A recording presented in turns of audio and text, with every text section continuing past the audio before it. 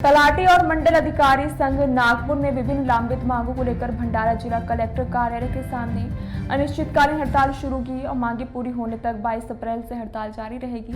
तलाटी और मंडल अधिकारियों ने बार बार अनुरोध किया कि उनकी लंबित एक वरिष्ठता सूची प्रकाशित की जाए और तलाटी की सीआर तुरंत दी जाए। तलाटी मंडल अधिकारियों के रिक्त पदों को भरा जाना चाहिए। तलाटी को उनके कार्यालय का किराया दिया जाना चाहिए। तलाटी और मंडल अधिकारियों को समयबद्ध पदोन्नति दी जानी चाहिए और तलाटी को स्थायित्व प्रमाण पत्र दिया जाना चाहिए। पुराने प्रिंटरों को नए लैपटॉप और स्कैनर दिए जाने चाहिए। सरकारी कार्यालय के बिजली बिल का भुगतान किया जाना चाहिए। जिला तलाटी और मंडल अधिकारी संघ की मांगों को सरकार द्वारा नजरअंदाज किए जाने के कारण 15 अप्रैल से 17 अप्रैल तक जिले भर में काली पट्टी बांधकर विरोध प्रदर्शन किया गया। इसके बाद 21 अप्रैल को सभी 7 तहसील कार्यालय के सामने सांकेतिक धरना दिया गया। हालांकि सरकार से बार बार मांग करने के बावजूद मांगे पूरी नहीं की गई। जिल्हाधिकारी महोदयांना तसेच माननीय आरडीसी मॅडम यांना वारंवार भेटलो आणि त्यांना म्हटलं होतं की ज्येष्ठता यादी संदर्भात कमीत कमी तुम्ही 2024ची जी ज्येष्ठता यादी जून महिन्यामध्ये त्यांनी प्रारूप प्रसिद्ध केली होती त्या प्रसिद्धीवर त्यांनी आक्षेप नोंदवले होते। त्या तलाट्याने 40 लोकांनी 40 लोकांनी आक्षेप नोंदवली। त्यांनी म्हटलं की मला त्याचा अभ्यास करू द्या। तुम्ही म्हटलं की वर्षभर अभ्यास करावा की आपण त्यांना वारंवार म्हटलं होतं की तुम्ही तलाट्याची प्रतिष्ठा केली होती तर आपल्या काही जे तलाठी आहे त्या तलाट्यांचं प्रमोशन झालं असतं। कारण आपले 3-4 तलाठी असे आहे की त्यांना एक वर्षात रिटायर होणार।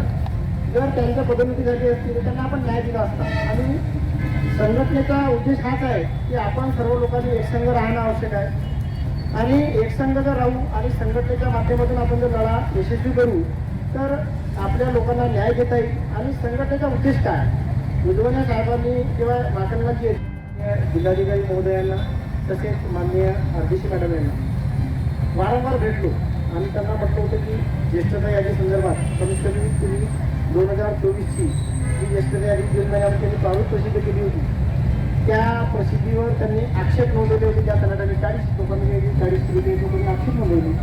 त्यांनी म्हटलं की मला त्याचा अभ्यास करू द्या। तुम्ही म्हटलं की वर्षभर अभ्यास करावा की आपण त्यांना वारंवार म्हटलं होतं की तुम्ही तलाट्याची प्रतिष्ठा केली होती तर आपल्या काही जे तलाठी आहे त्या तलाट्यांचं प्रमोशन झालं असतं। कारण आपले 3-4 तलाठी असे आहे की त्यांना एक वर्षात रिटायर होणार।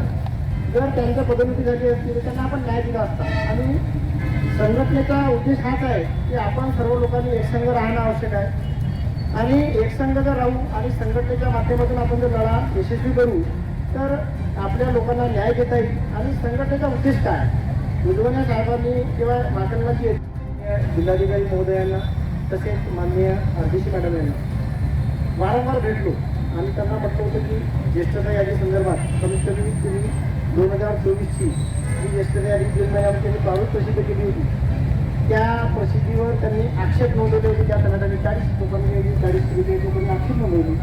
त्यांनी म्हटलं की मला त्याचा अभ्यास करू द्या। तुम्ही म्हटलं की वर्षभर अभ्यास करावा की आपण त्यांना वारंवार म्हटलं होतं की तुम्ही तलाट्याची प्रतिष्ठा केली होती तर आपल्या काही जे तलाठी आहे त्या तलाट्यांचं प्रमोशन झालं असतं। कारण आपले 3-4 तलाठी असे आहे की त्यांना एक वर्षात रिटायर होणार। जर त्यांच्या पदोन्नती झाली असती तर त्यांना आपण न्याय दिला असता। आणि संघटनेचा उद्देश हाच आहे की आपण सर्व लोकांनी एकसंघ राहणं आवश्यक आहे आणि एकसंघ जर राहू आणि संघटनेच्या माध्यमातून आपण जर लढा यशस्वी करू तर आपल्या लोकांना न्याय देता येईल। आणि संघटनेचा उद्देश काय उजवण्या साहेबांनी किंवा वाकणवाची